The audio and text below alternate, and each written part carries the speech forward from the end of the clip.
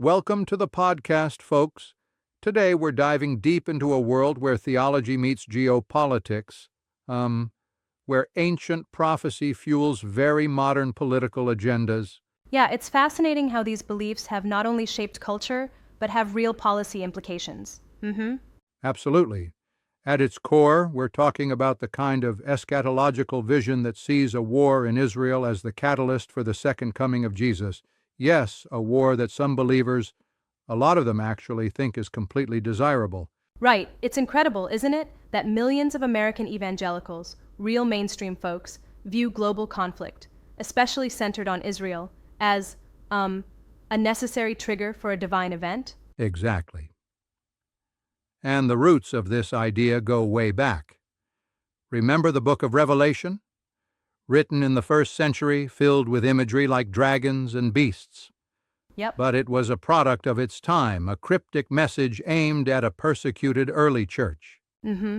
It's like those vivid symbols were addressing the Roman Empire, not setting the stage for modern geopolitical scenarios. Yeah, but then along came John Nelson Darby. He coined dispensationalism with the notion of our current era being the final dispensation. His ideas basically transformed Revelation into a blueprint for an imminent apocalyptic war, especially in Israel. And it's crazy how Darby's ideas migrated, right? Through the Schofield Reference Bible, those notes literally seeped into American consciousness. Suddenly, you had millions of readers interpreting biblical texts as a literal map to the end times. Exactly. And then in the 70s, Hal Lindsey's bestseller, The Late Great Planet Earth, took the idea further. It mixed Cold War tensions with these apocalyptic signals. It was almost like a doomsday recipe where nuclear fears merged with divine prophecy.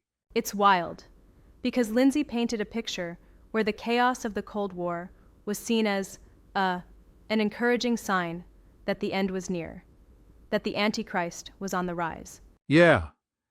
And then we can't forget the massive cultural impact of the Left Behind series in the 90s.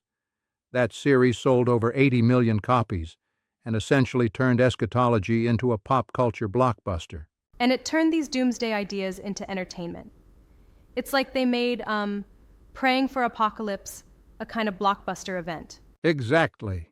And with Israel positioned as the epicenter of the final battle, these narratives turned what might be a distant prophecy into a very tangible political support for aggressive policies toward the Middle East. So when you hear evangelical leaders, Jerry Falwell, Pat Robertson, John Hagee, Mike Huckabee, talking about blessing those who support Israel and cursing those who don't, it's not just political rhetoric, it's deeply theological. Right. And that theological stance Yeah. isn't simple. It's almost a complete worldview where global events, like a modern war in Israel, are seen as divinely orchestrated signs rather than, say, tragic consequences of human conflict. Sure, but let me ask, don't you think it's a bit extreme to let prophecy override the sober tasks of governance and pursuit of peace? That's a fair point. There's a tension here. If you take these prophecies literally, then diplomatic efforts become secondary because, in this view, the chaos is inevitable, even desirable. Yep. It's a sort of theological fatalism that might, in effect, undermine peace initiatives. Exactly. And then you see the impact on American foreign policy. Presidents from Reagan to Trump have, consciously or not, catered to this bloc of voters. For instance, Trump's move of the embassy to Jerusalem wasn't just political. It was seen by many as turning the prophetic clock forward. Absolutely, and we even saw high-ranking officials like Mike Pompeo referring to God raising Trump for such a time as this. It's almost like a reverberation from those ancient texts, meeting very modern political reality. But here's something I've always wondered. If these prophecies, as interpreted by some, call for a war that would wipe out 2/3 of the Jews, doesn't that clash with the idea of divine mercy, or the moral teachings in Christianity? Right. That's a solid critique. It's like, well, if you're saying that most people will perish and only a few will be saved, then you've basically traded compassion for a grim acceptance of mass destruction. This theological exploitation is disturbing. And yet, sadly, it appears to resonate enough that it shapes big chunks Yeah. of policy.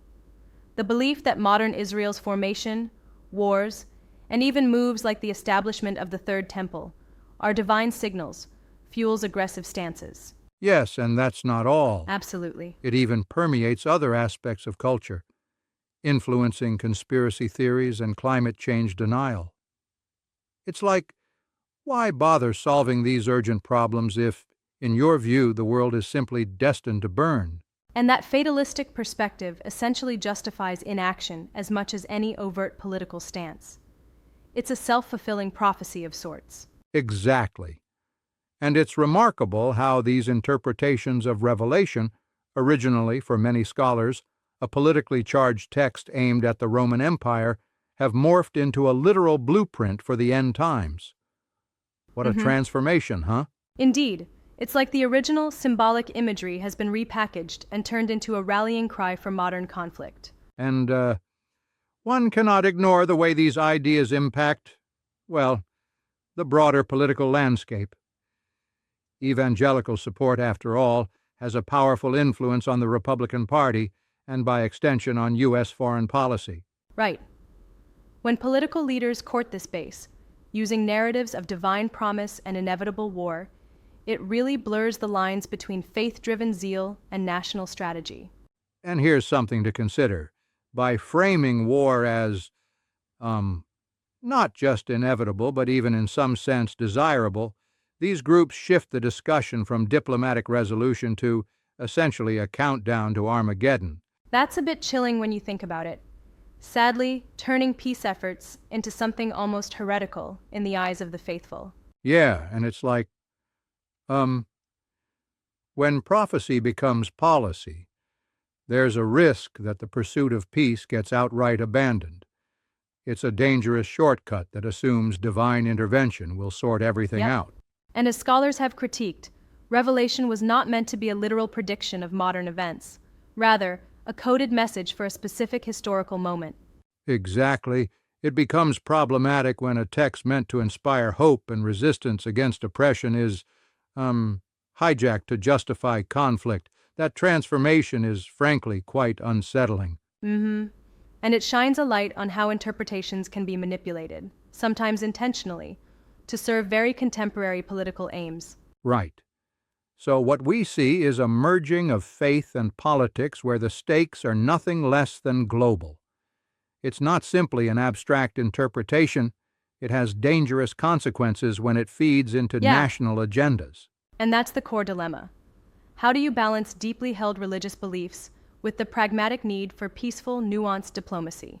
Exactly. It's like, tying your hope for a miraculous salvation to events you can frankly control, like policy decisions and military actions, and that creates an incredibly volatile mix. Ultimately, acknowledging this mix means rethinking how we approach foreign relations in a world where prophecy, rather than tradition or dialogue, can sometimes dominate the agenda. Right. It's a wake-up call.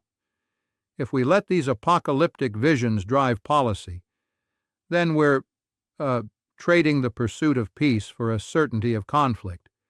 That, in the end, is a price too high to pay. Well said. It's an intricate and frankly alarming convergence of theology, politics, and culture, and one that forces us to constantly re-examine the cost of such beliefs. Absolutely. Thanks for this deep dive into how ancient texts and modern politics can, literally reshape our world. Thank you. It's a lot to think about, and definitely a conversation worth having.